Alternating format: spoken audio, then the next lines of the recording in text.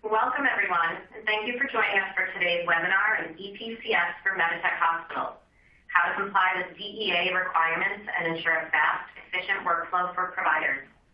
My name is Miriam Lizardo, and I'm the Marketing Programs Manager here at Imprivata, and I'll be your host for today's session. We'll be starting the presentation in just a minute, but before that, I do just have a few housekeeping items I wanted to review with you. First, I do encourage you all to take control of your audience console to make the most of this interactive and engaging session. You can move and resize the windows you see on your screen. So, for example, you may want to utilize the full screen option for the presentation window. Please make note of the icons at the bottom of the screen, as you'll want to visit several of the widgets during the presentation. Clicking on the icons will hide or show the console windows. You can click on the Q&A widget at any time to enter questions, and we'll leave time at the end of the webinar to answer them. The resource list widget provides links to other relevant information also that you may find interesting. If you experience any technical issues during the presentation, click on the yellow question mark widget.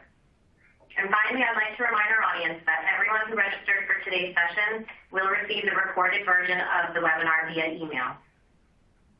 So with our housekeeping items out of the way, I'd like to hand things over to Dan Borgasano, Director of Product Marketing here at Imprivata. The floor is yours. Great. Thank you, Miriam, and good afternoon, everyone. Thank you for joining today. One of the things that we'll talk about a little bit here before I hand it over to Paul is why exactly are we talking about this topic today? Why is it important right now? And I just wanted to make sure everyone was aware of what was happening from a regulatory perspective as far as EPCS goes, electronic prescribing for controlled substances. So we've seen a significant amount of momentum at both the state and federal level in terms of mandating EPCS as a way to address the opioid epidemic. So today, we actually have 19 states that have passed EPCS mandates. And you can see here that 3, New York, Maine, and Connecticut, are already in effect, but the rest will take effect over the course of the next couple of years. Now, that has grown significantly. 2 years ago, there were only 3 states that had passed their mandates, but now, as I mentioned, we're up to 19. And you can see below that there are an additional 10 that are considering similar legislation. Now, all of these state requirements are worded a little bit differently, but all of them will require you to comply with the DEA regulations regarding the EPCS, which I'll talk about in just a moment. Now, in addition to what's happening at the state level, there was also federal legislation passed in October of last year, the Support for Patients and Communities Act. Now, this is comprehensive legislation with a number of initiatives designed to address the opioid epidemic, one of which was an electronic prescribing requirement for all controlled substances prescribed through a Medicare Part D prescription drug program. And the deadline to comply with that piece of the legislation is January of 2021. So if you have any patients and or providers that participate in those programs, you need to be live with EPCS by that January deadline. In addition to that, Walmart announced last year that starting in January 2020, it will only accept electronic prescriptions for controlled substances at its pharmacies.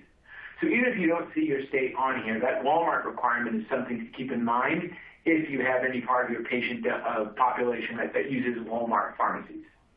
So again, as you can see, there are a number of regulatory requirements at the state, federal, and industry level that are moving organizations to electronic prescribing for controlled substances. As I mentioned, EPCS is regulated by the DEA. And so the DEA wants to establish what it refers to as non-repudiation with absolute certainty. We often talk about a secure, auditable chain of trust. So that in the event there is any kind of diversion or fraudulent activity, they can trace with absolute certainty the origination of that prescription to the prescriber, which patient it was prescribed to, was that provider authorized to prescribe controlled substances, which pharmacy did it go to.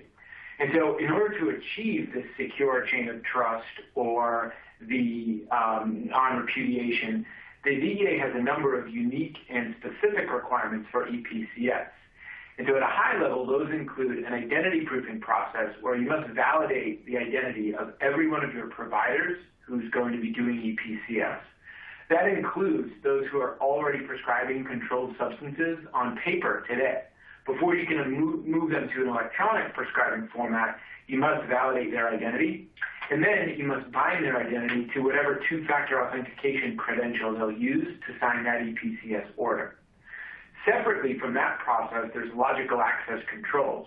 That's where you'll actually configure the EPCS permissions within your e-prescribing application.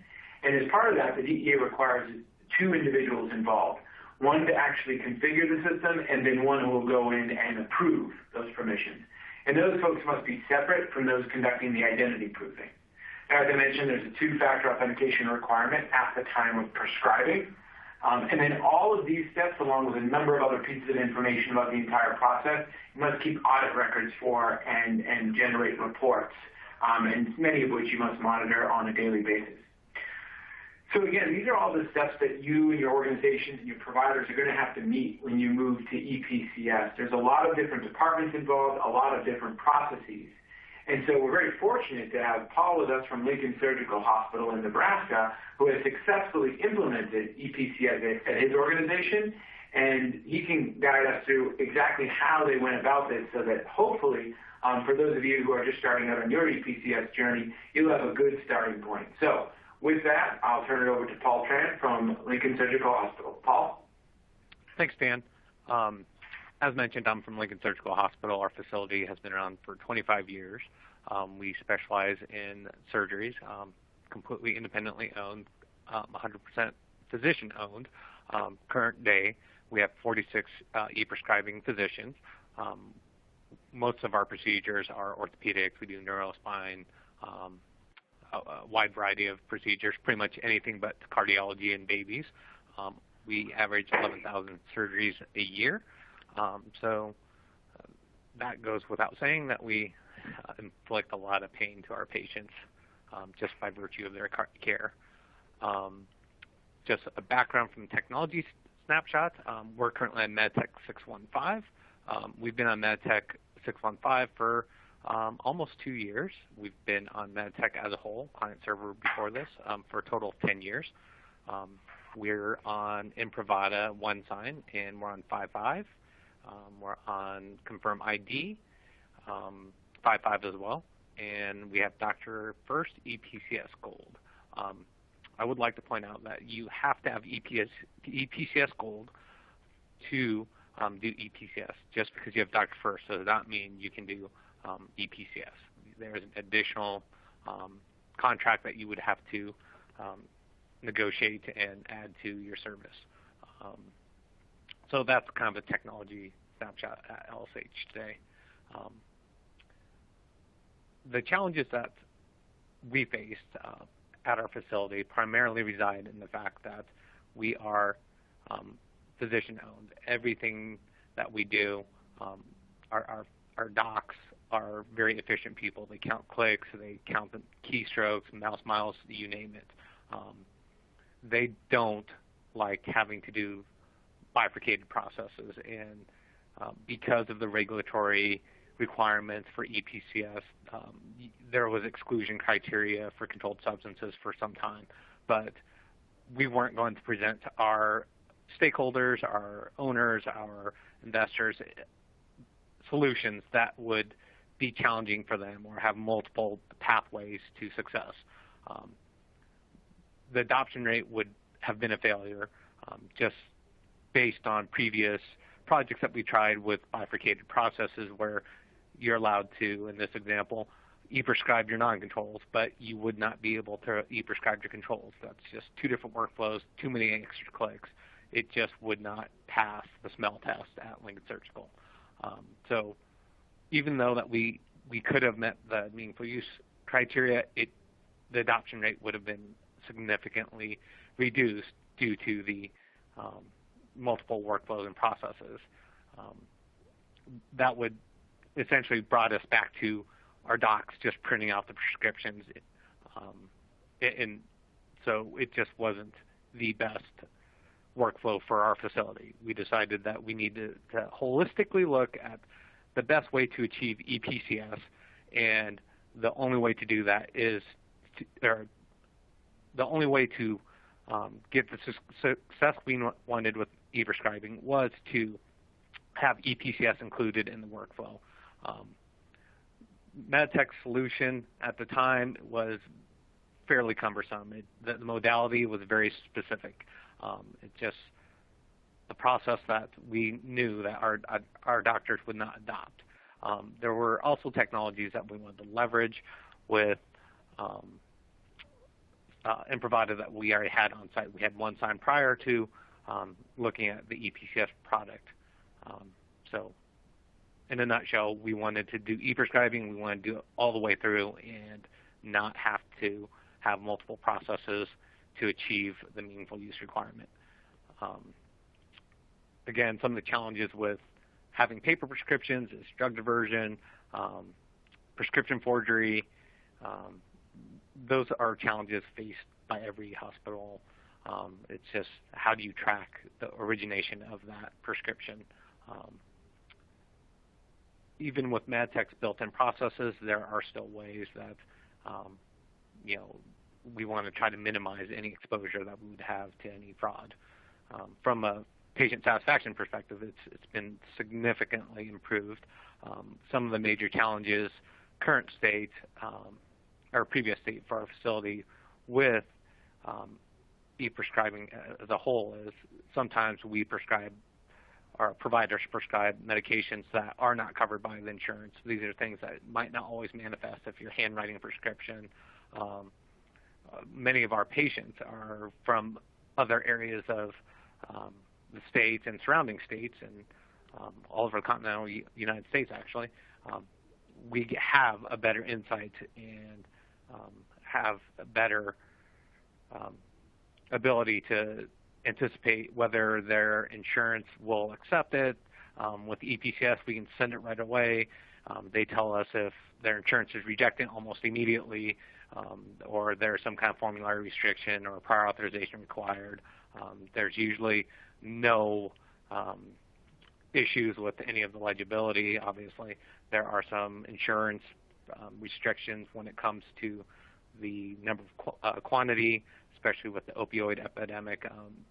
Walmart is the poster child of pharmacies looking to head off the opioid crisis by limiting morphine milligram equivalents and day supply.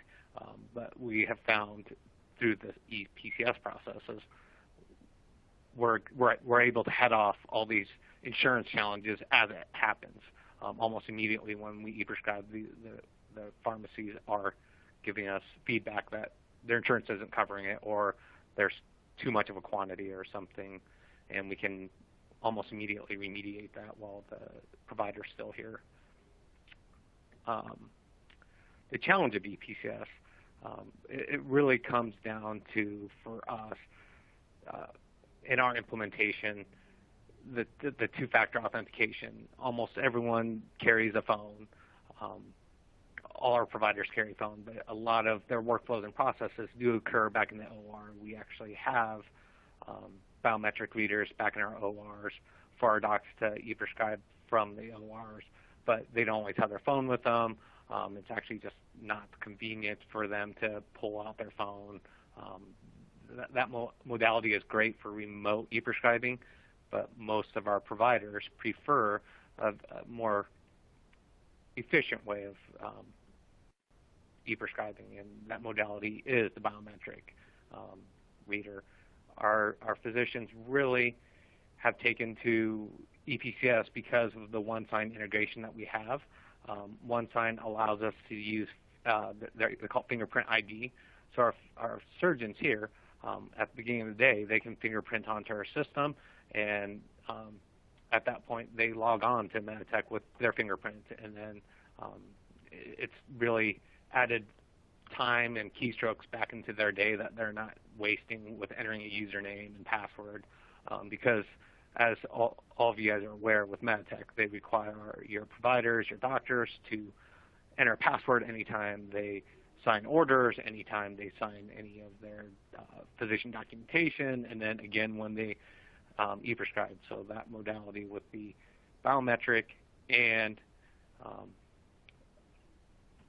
Active Directory password allows them just a more efficient way of authenticating throughout the MEDITECH and our computer systems.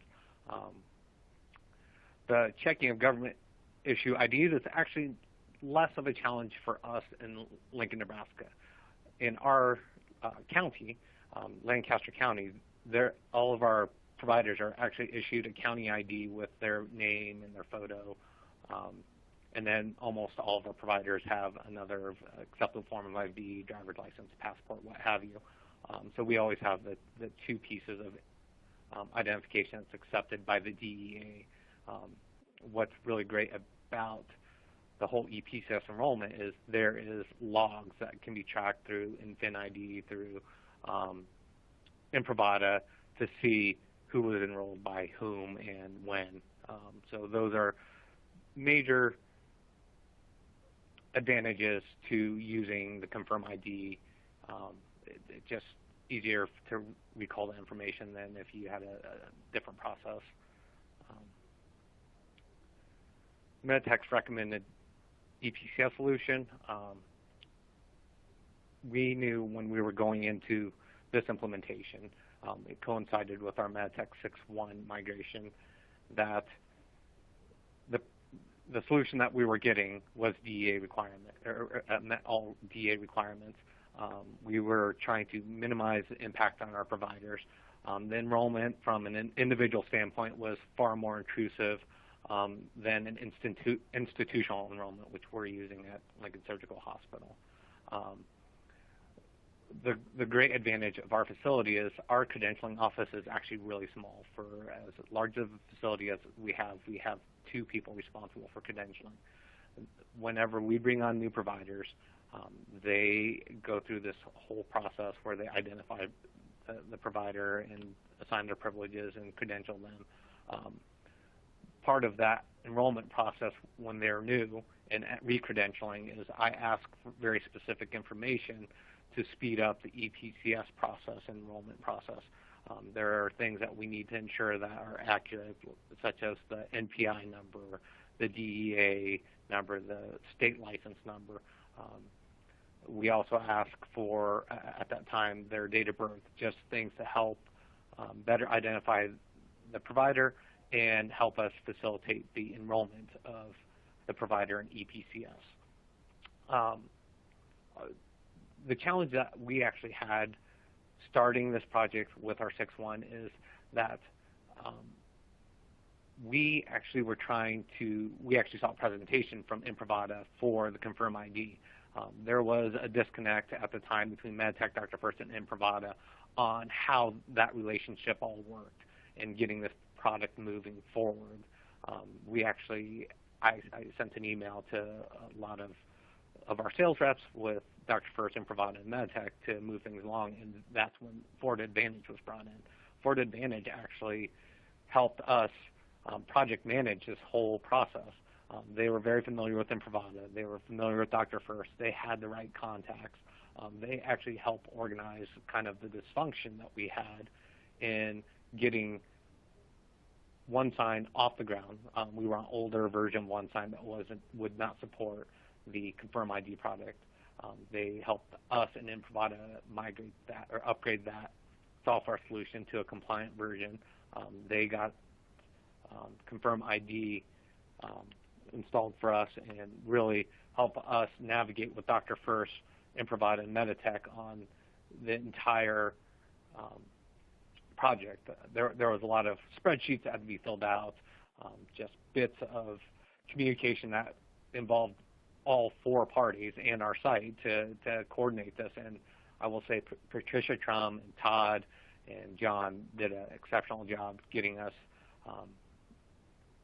Confirm ID implemented in a short, timely manner. I went back to my emails, and it looks like we started this 2 years ago in March, and we went live with 615 in October. So in 7 months, we were able to start the project and have it working for our go live in a very short order. So I can't say enough about Forward Advantage and helping us implement Confirm ID at our facility with the nuances that MEDITECH, Dr. First, and Imprivata all had. Again, they have the right contacts to move these kinds of projects along. So the EPCS process. So again, as I mentioned previously, we use the institutional ID proofing model. This actually is done on the front end by our credentialing office. They collect as much information at the time that we're actually do the enrollment for our providers. I collect their 2 IDs, confirm it's them.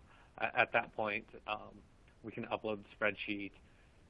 And FinID spreadsheet has content such as first, last name, date of birth, DEA expiration number, NPI number, just some institutional things about our organization that identifies Lincoln Surgical Hospital to Dr. First. This is also where you enroll their tokens. You have to have the physician's soft token. We use soft tokens here just because they always have their phones on them. They were very unlikely to carry a physical hard token. So we enrolled soft tokens, and then the biometric token, their fingerprint, is associated to the Active Directory. So all of this is actually fairly well managed through FinID. There's reports that you can pull out of that on who uploaded the record, what content was in the record, if there's anything that was ever incorrect, and occasionally you will have incorrect data. My tips for success on this is collect as much information as possible from the providers. You want to be able to have all your ducks in a row. The NPI registry is probably the most crucial thing.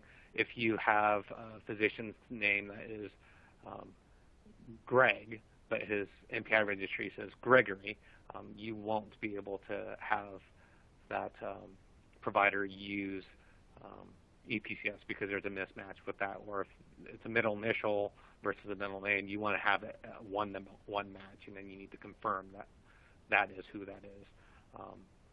Another big piece of this is, it may seem like a silly thing, but a lot of providers don't actually know their Google Play account password or their Apple iTunes password. I had that happen more than once where they couldn't remember their password, and they would have to ask their spouse or somebody for that password. You really want to have that token before you upload that spreadsheet. So having that knowledge and giving that information to your provider prior to enrollment helps tremendously. You do have a very limited window in terms of enrolling. Once you've uploaded this information to FinID, the provider will get an email, but that email is only good for a limited time. So you want to make sure that you have everything ready to go to ensure that there's a smooth enrollment process.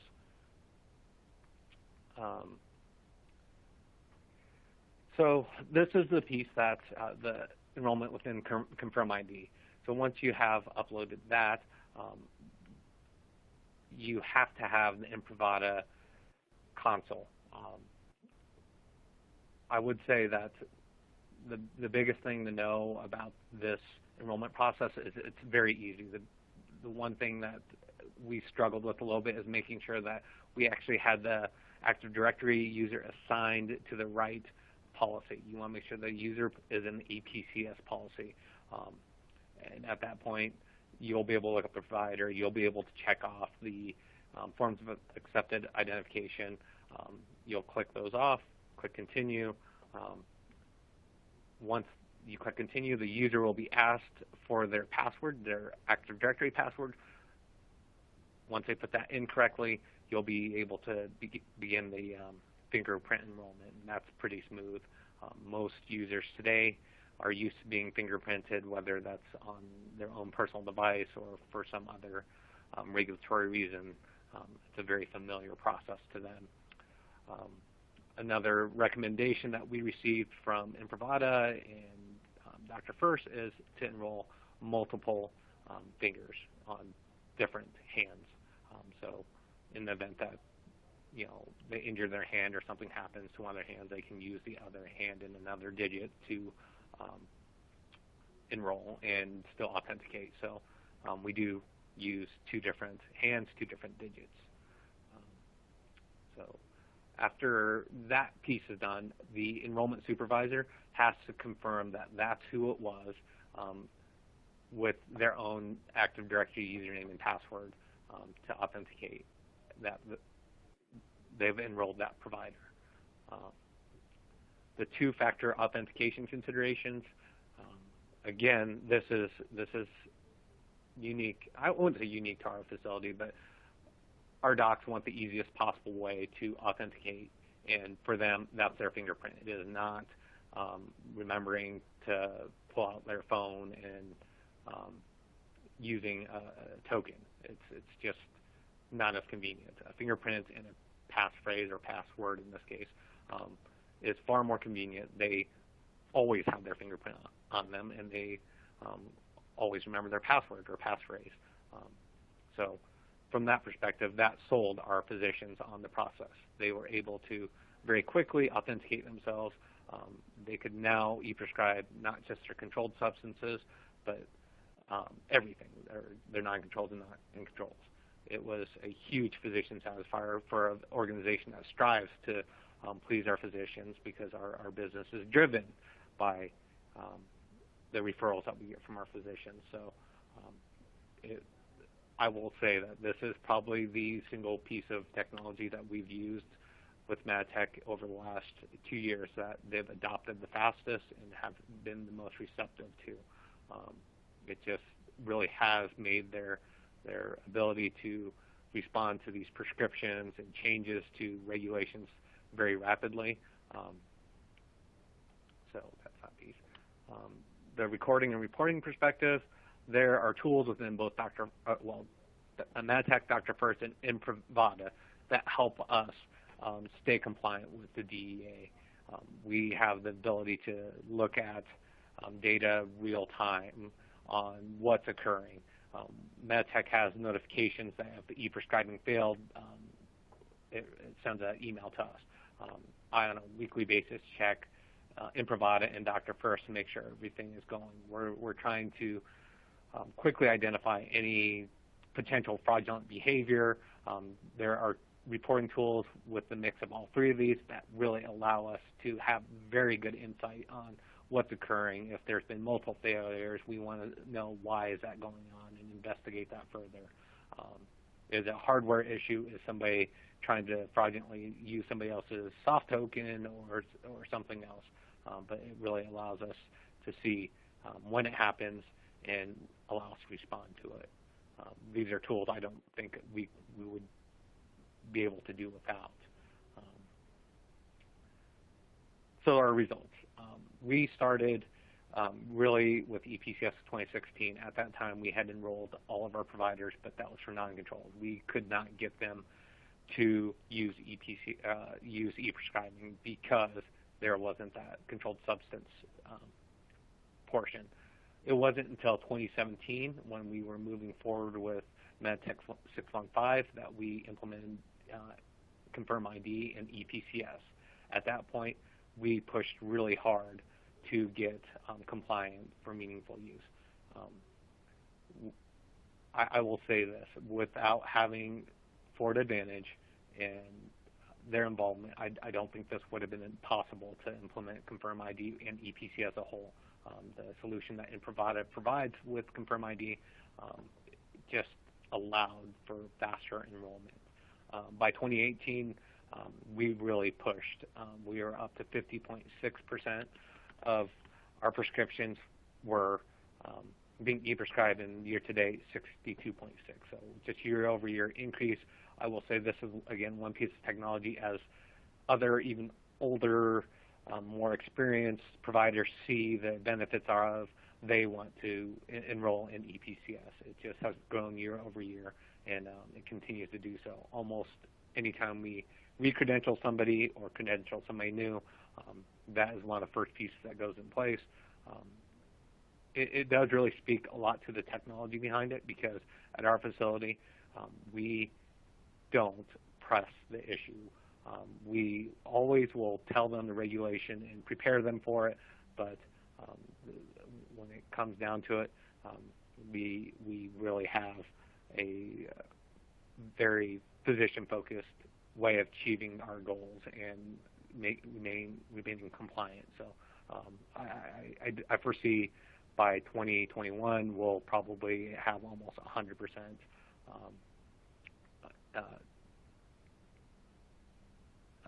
100% utilization. It's just really taken off, and the tools, and I hope additional modalities come forward that will make it even easier. But it has really improved our patient safety and satisfaction. Our patients have had very overwhelmingly positive things to say. Most of the time, these guys are prescribing these prescriptions. Post-op day one, our patients typically go home post-op day one. By the time they get to the pharmacy, it's ready to go. It's covered by their insurance. They can pick it up and just head home. There's really been nothing negative about e-prescribing controlled substances. We don't ever run into issue of a name brand narcotic not being available because the pharmacy didn't have it and the patient went there with a script. We don't run into the prior authorization issues. Those are usually resolved. We can head off any potential issues with any of the regulatory or even insurance-based objections to any of the prescriptions. So it has been a fantastic success for us. Lessons learned, really, for me, having been involved from the very beginning, it is making sure that you have every bit of information you need. That's the DEA number, state license number, NPI number. Having, I actually have a suite of bookmarks I use to help validate all the information. There's the NPI registry website. I have our own Imprivata admin console, so I can ensure they're in the right user group. The state of Nebraska has a license lookup for our credentialing office so they can review their license information. Having Dr. First, log in with Dr. First to ensure that they have a user created to associate to a MEDITECH account, and then linking all that together. And then really the biggest piece of advice I can give to you is once you have finished enrollment process to observe your provider prescribing for that first time. You really instill a sense of confidence when you can see them prescribe that controlled substance for the first time and then calling to confirm with that pharmacy real time that they received it. There's nothing more satisfying to them, to our providers, than knowing that what they just did transmitted and the pharmacy's already working on it. So I will say our docs are always smitten when they kind of see the success of that. At this point, I'm going to hand it back to Miriam.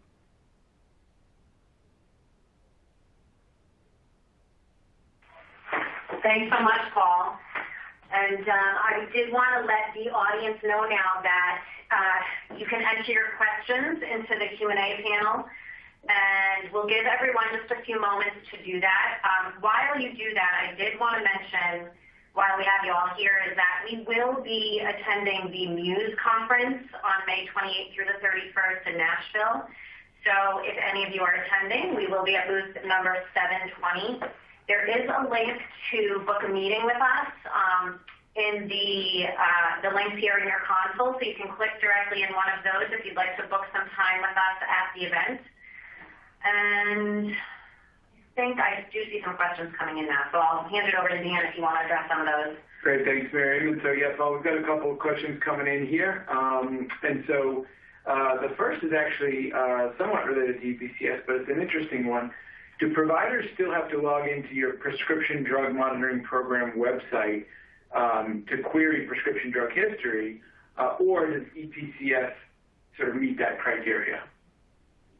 Okay, so this is a complicated question. I can answer it for you. It's in the state of Nebraska, we actually have a state law that prohibits EMRs from ingesting PDMP data. That being said, we have a state law requiring our providers query our PDMP, which is through our state HI8, NEHI, and actually Dr. First facilitates it.